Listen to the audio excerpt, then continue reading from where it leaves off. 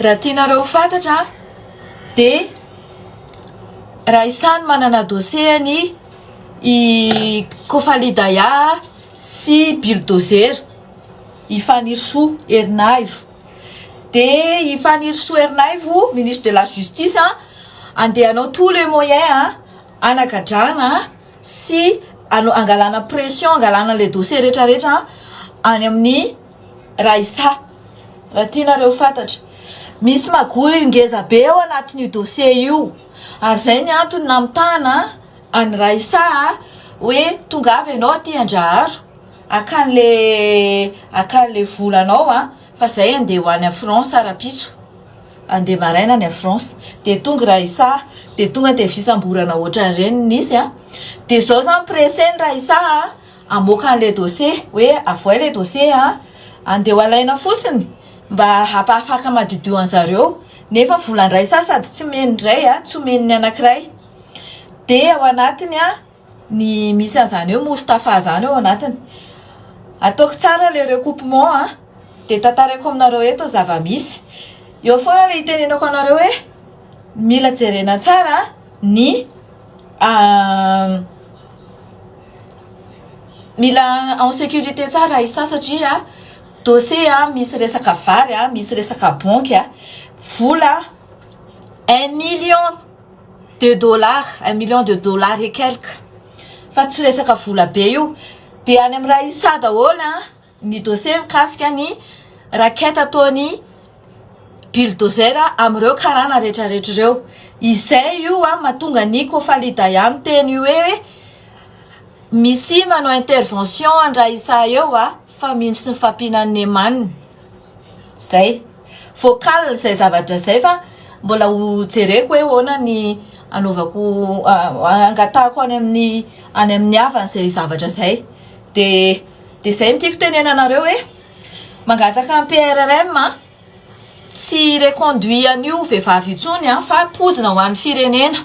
Ary fantatra zany zao fa io vehivavy io manodidina anareo io ihany io ministre io no manely tsao eraka amin'ny Facebook no manely ny vie privée anareo rehetrarehetra.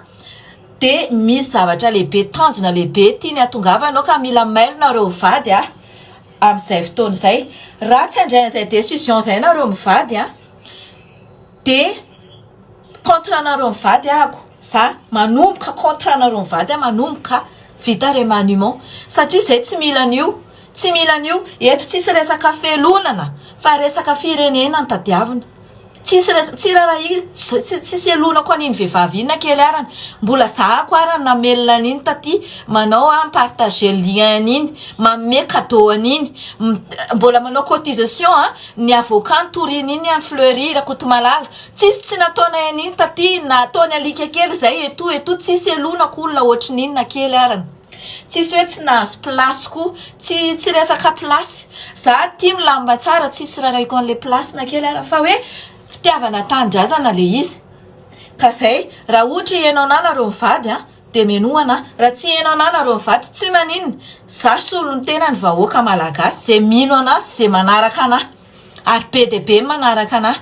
Jereo vuako ao anatin'ny publication ko. Fa raha ohatra nareo mbola hitazona an'io vehivavy io dia potika izay malagasy, potika izay. Satria manango karena fotsiny manao raquette à gauche à droite amin'ireo karana oligarque ireo izy. Dia reste sérieusement ty vidéoko ty tompoko mba ahafahanareo mandinika hoe inona sy inona.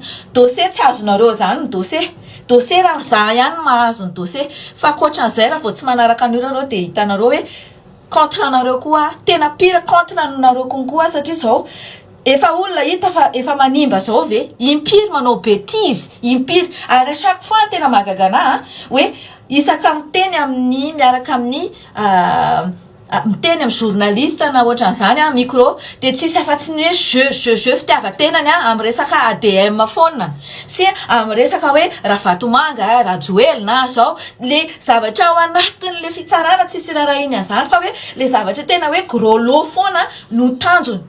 Ohatra zao amenanareo ny aferan'Ambomalaza. Amenanareo aferan'Ambomalaza io menanazy roason'ireo olo ireo tonga any. za koa tsy didinareo anao anio mendrasa fitsarana na folo taona ary raha joelona ngenina mono zanakareo endany izy torina hitanao le zavatra mi-exploité olona ohatran'izany nefa taty andafy nanao ino ty izy ny zarali hoe anangonana vola manao levée de fonds manao letchi de nefa rehefa tonga eo am'le place de zany satria tsy azahoana tombotsoa misy indray olona manao dossier ity madame le ministre le dossier tonga de tenena fotsiny le olona hoe fa tsy mahavita manao ny dossier anao io tsony inona misy dika an'izay satria any ambadika any izy efa nentina ray zavatra manao double jeu izy de zay tsaratsara karama zany ny raisiny zany zava-misy indray tonga de hoe endrikendrika fotsiny de alaina le olona de gadrainao tsisy fitsarana mangataka liberté provisoire tsy mahazo nefa tsisy mpitory zany ny zavatra tokony atrehan'io ministra io amin'ny fitsarana malagasy fa tsy variana mitety an'izao pays an'olona rehetra zao de hoe coopération izy zao hoe nefa zavatra ataony eo am'le pays tena magoy ary maninona moa no hoe raha joelona foana na maninona moa raha vatomanga foana de reo foana na veriverina andehana totoana ny sain'le malagasy bravo madame le ministre zany ny zavatra azo nefa ny milliard de milliard efa any ambadika any tsy azo akory nareo na loyer arany na sakafo ny zanakareo na écolage ny zanakareo ary nareo mitehaka ohatr'izao le firenena manao an'izao tsy tsapanareo zany zavatra zany ka zay monsieur le président madame le première dame aloha ilaminy ty zavatra ty esory teo io vehivavy io feo amin'ny vahoaka no etoketo feo amin'ny vahoaka mpanaraka anareo leo ny egoisme an'io vehivavy io leo ny fanaovana zavatra any amin'ny raha isany zavatra rehetra tsy omeny raha isanareo zany zavatra zany fa io za efa manao video io de anjaranareo mandinika sy manapaka an'izay zavatra zay tohizako kely izy tsisy filtre aloha ty fa tsy manina fa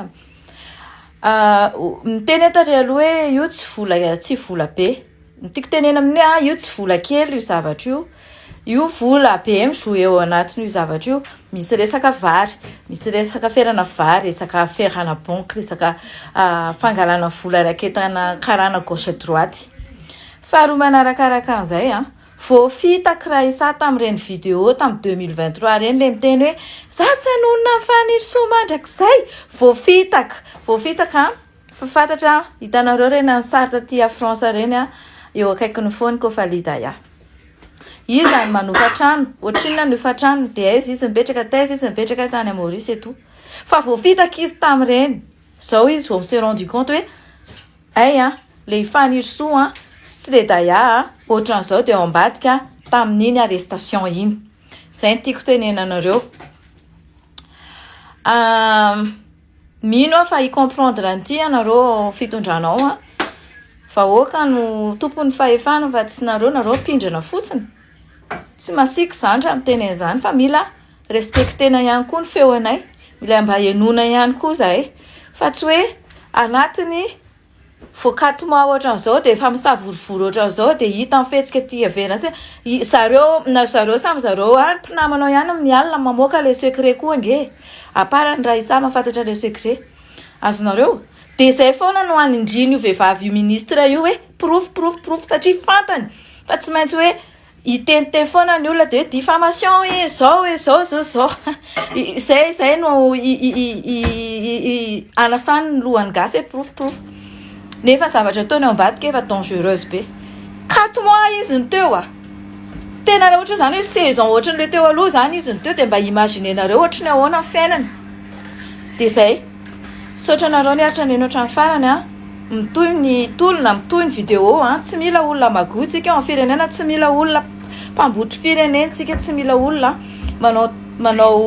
manao posy lavany mameno posy lava hoe mameno posy de aveo tonga ny alina de mitsoka indray de lasa indray mitsoka any de miverina indray rehefa afaka kelikely hoe miova indray le fitondrana de miverina ohatrany hoe madio tsisy nikitiana non ajanonina treo zay zavatra zay tsisy tsony zay zavatra zay leo zay migrevy leo zay mitabataba leo koa zay reraka nge zay tsafenanareo fa reraka fa oka zay zany hoe avy mihinana ato de aveo mitsoka de miverina indray ohatrany hoe tsisy tasy tao anatin'ny andro vitsivitsy de maro ny hetsika diplomatika nataon'i Madagasikara fitsidiana tany Moscou fiona tao Paris de talohan'izay de feno ny déplacement natao mivezivezy tany amin'ny faritra ny Émirats Arabes Unis.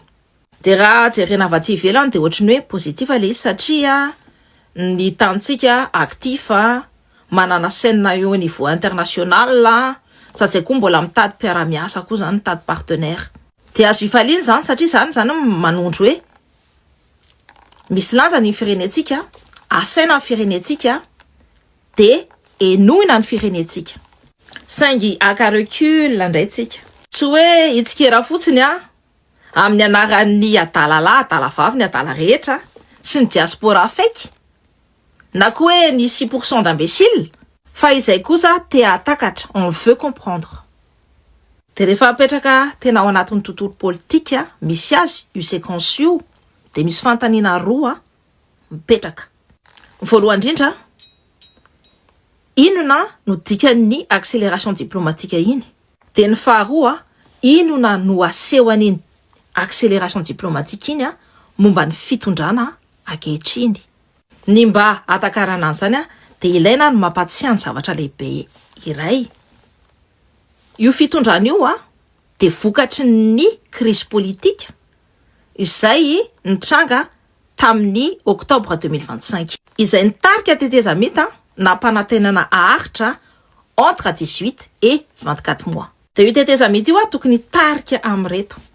Voalohany indrindra ny fanavozana ara-panjakana sy ara-drafitra. Ny faharoa de tokony tarika amin'ny fikarakarana ny élection ao anatin'ny mangarahara. De ny fahatelo fiverenan'ny filaminana araka ny lalam-panorenana. Ao anaty sehatra afrikana nefa de mazava ny tsipika. Ny voalohany ny suspendre à Madagascar ny vondrona afrikana satria mikalifia an'io fahefana io ou rupture anticonstitutionnelle. Ny faharoa de ny sadeka de manameloka an'io instabilité io ary mitaky teteza meta miaraka amin'ny calendrier précis alohan'ny 28 février 2026. De midika zavatra tsotra zany eo ambanin'ny fanaraha-maso io fitondrana io, ce régime est sous observation. De ny légitimité est conditionnelle. Et ao anatin'io toe-javatra io zany ces déplacements ataon'io fitondrana io de tsy neutre fa stratégique. Nydingana voalohany amin'iny marathon diplomatique iny ao Moscou. Tao a Kremlin i Vladimir Poutine no nanolotra ny Madagascar ho partenaire manandanjany ao Afrika. Ary nilaza ny fanitaran'ny fiara-miasa eo amin'ny sehatry ny fambolena, ny angovo, ny fanabeazana, ny fahasalamana ary indrindra amin'ny sehatra ny miaramila. Ny filoha malagasy kosa de niteny hoe mandalo vanim-potoana sarotra ara-politika sy ara-toekarena Madagascar ary vonona hiara-iasa tanteraka miaraka amin'ny Rosianina anisan'izany amin'ny sehatra ara-miaramila. Rehefa ny transition contestée no mifanakaiky amin'ny grande puissance eto la Russie izay tsy miconditionné any soutiany à des standards démocratiques stricts de midika zany fa tsy simple coopération tsony zany fa fianteherana stratégique. C'est-à-dire ce n'est plus une simple coopération, c'est un adossement stratégique. Et en grammaire ni relation internationale zany no midika hoe ny voalohany mahazo fankatoavana politika ankolaka. C'est-à-dire reconnaissance politique implicite. Ny faharoa miala amin'ny fitokana monina, mieviter ny isolement. Ny fahatelo mahazo piaro mahery amin'ny sehatra international. Tsy gratuit velively io karazana fampiarahana io. Fa miteraka fiakinana io, zany hoe micréer dépendance io. De tsotra ny fanontaniana apetratsika indray, inona ny tambiny inona ny contrepartie satria raha miresaka fiara-miasa ara-miaramila isika dia misy fiatraikany amin'ny fifandanjany rafitra ara-panjakana izany ary mikasika ny vahoaka izany. Cela concerne le peuple. Dia ao jerentsika indray ny dingana faharoa an'ilay marathon diplomatique izay tao Paris. Tao amin'ny Élysée dia niresaka ny partenariat renouvelé, équilibré et tourné vers l'avenir. Dia le fiaraha-miasa, les coopérations zany dia inscrite ao anatin'le 24 mois de transition. Nanambara la France fa anohana ny fizotra ny tetezameta. Dia ao kazava ny fijerintsika. Paris dia manara-maso akaiky ny fifanantonana Rosia, Madagasikara. Manana lanjany stratégique ao amin'ny océan Indien, Madagasikara. Influence maritime, sécurité régionale, route commerciale. Dia mazava ho azy tsy te ho very-toerana la France. La France ne veut pas perdre son ancrage. Dia ny côté malagasy mazava be ny paikady. Tsy ankina tanteraka amin'ny Moscou. Ny faharoa hitazona ny fifandraisana amin'ireo mpamatsy vola tandrefana occidentaux, izay le fifankahitana miaraka amin'ny MEDEF. Dia ny fahatelo Madagasikara mandefa signaux de respectabilité amin'ny institution financière internationale. Manondro zany hoe mendrika atokisan'ny banque zany sy ny mpamatsy vola Madagasikara. Dia raha fitinina izany dia milalao fifandanjana eo amin'ny hery lehibe, c'est-à-dire jouer l'équilibre entre les puissances. Mahomby eo amin'ny lafiny diplomatique izany, c'est habile diplomatiquement. Saingy eo amin'ny lafiny politique indray dia mampiseho zavatra hafa. Dia ataoko amin'ny teny vazaha aloha le izy, le pouvoir consolide sa légitimité en externe avant de consolider sa légitimité en interne. Manamasy fo ny survie zany izy any ivelany fa tsy ny rarahiny zany ny eo atoerana. Tadidiova ny azo tsisy fototra tsy mitsanganela. Dia eto ny fototra ny légitimité en interne. Raha raisina séparément dia ohatry ny hoe logika le rafitra satria mitady partenaire samihafa, mitady financement dia koa mitady olona manohana. Dia mifantaniana hoe fa manina no atao zao le izy. Pourquoi maintenant? Nahoana ity marathon ity no natao alohan'ny 28 février 2026 zay deadline ny SADC. Dia ao amin'ny diplomatie ny fotoana de langage, le timing est un langage. Dia io séquence io manondro zavatra anankiroa. Dia ny voalohany io fitondrany io dia hiditra amin'ny fifampiresana amin'ny afrikana miaraka amin'ny carte supplémentaire. Zany hoe tsy mitoka-mona izy fa raisin'ny Moscou, raisin'ny Rosiana sy Paris, raisin'ny Frantsay. Dia ny faharoa anamafy ny rapport de force tout en négociant ny calendrier électoral. Tsy midika zany hoe tsy ara-dalàna ny diplomatie. Cela ne signifie pas que la diplomatie est illégitime. Elle est nécessaire. Ilaina izy. Fa io diplomatie io tsy tokony ho substitut any fanavozana démocratique. Cette diplomatie ne doit pas être un substitut de la refondation démocratique. Dia tsotra ny afatra. Ny tena mahara-dalàna dia tsy mipetraka any Paris na any Moscou. Ny tena mahara-dalàna dia miaraka amin'ny vahoaka malagasy. Dia ny ho avin'ny firenena dia miankina amin'ny ady amin'ny kolikoly, amin'ny famatoran'ny fanavozana, ny crédibilité an'ny fanavozana, amin'ny fahafahana mikarakara ny fifidianana mangarahara, amin'ny fifanazavana mazava ny andraikitry ny tarika eo ambanin'ny république. Zany hoe la clarification du rôle de l'armée au service de la République. Ny tena fahombiazan'ny fanavozana dia tsy miankina amin'ny visite officielle. Zany hoe la réussite de la refondation ne dépendra pas du nombre de visites officielles, mais elle dépendra de la confiance du peuple et de la transparence du processus. Zany hoe hiankina amin'ny fatokisan'ny vahoaka sy ny mangarahara. Madagasikara, tanindrazana, tany sarobidy, masina sy soa.